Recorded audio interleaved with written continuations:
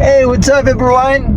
Okay, so gusto ko lang i-flex ito ating produkto, Liquid Ionic Minerals or Aquamins ng Aiken. So ano bang maganda dito? Paano ba ito makatulong sa iyo para makaiwas? Siyempre makaiwas at makapag-ipon ka. Kasi pag makaiwas sa sakit, mas makapag-ipon ka ng pera. Tama. So ito ay pwedeng gamitin sa mga malabo yung mata. Okay, yung may mga katarata, pterygium, glaucoma, yung teary eyes, yung nagluluha yung mata, mahirapang huminga, pwede directly spray sa ilong. Yung mga nahirapan ding huminga, right away spray sa ilalim ng ngala-ngala or sa ilalim ng dila.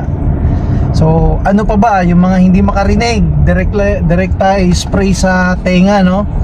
At pagka hindi talaga makarinig, lalo na yung mga bata, wag mo nang sprayhan, ibato mo na to sa kanya.